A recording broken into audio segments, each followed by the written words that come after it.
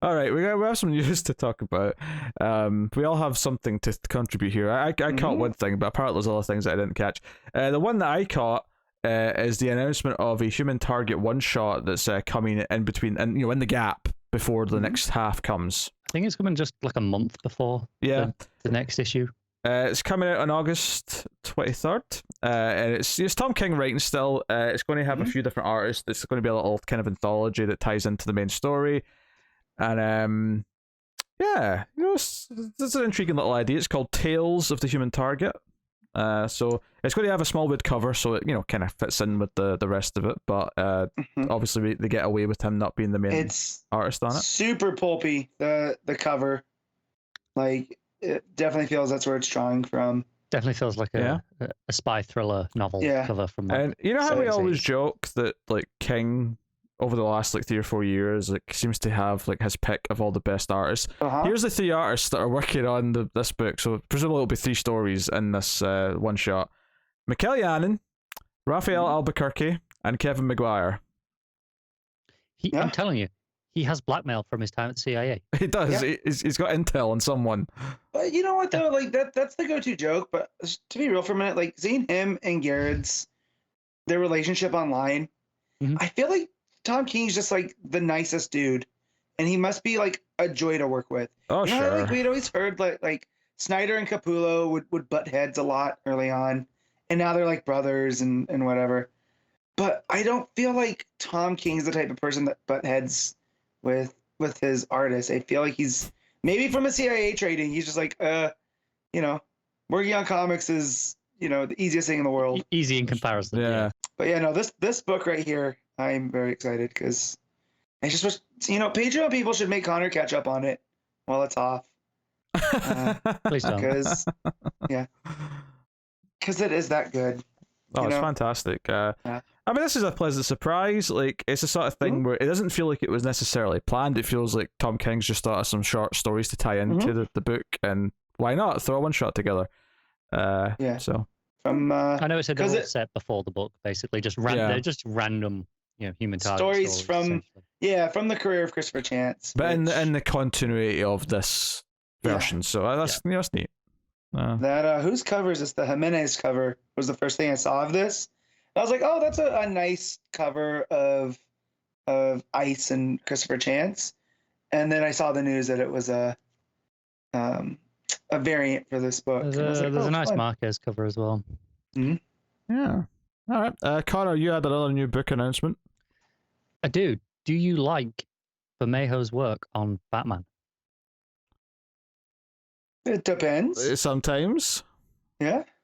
Well, he has a graphic novella coming out where we have already seen most, if not all, of the art. Wait, hold on a second. What is a graphic novella?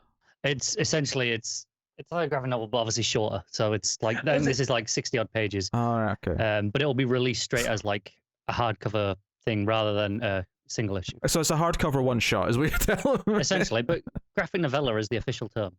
But this is pretty unique. It's called Batman Dear Detective. And we have seen all the art already. So all those variant covers he's done for Detective. Those are actually the art of, and this was always planned. It wasn't a case of, oh, we're just going to grab all those covers and do something with them. Once he knew he was doing, X amount of covers for Detective Comics, he decided to use it as a long-term project to make this. And it's actually going to be, the story's going to be told in the form of letters. I don't know if they're from or written to Batman. It doesn't say who they're from, but I assume it'll be like from various people. Like maybe there'll be some from Alfred or whoever. And the letters will be set over the images from the covers that we've had. So I assume they'll thematically tie in with the images.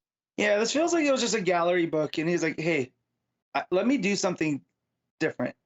Yeah, so I know he drew all the images after having already written, maybe he didn't write the full script of each letter, but like, okay, this image is going to be paired with a letter that is about this thing. Yeah, he had the breakdowns for what the letters were going to be. Yeah, and it's pretty unique. It reminds me a little bit of the was it the Tomasi Gleason thing that we did in the Action 1000 where it was all the full page splashes? Yeah. Oh, yeah. Kind of like That was that. like that was the whistle stop tour of Superman. Yeah. Yeah.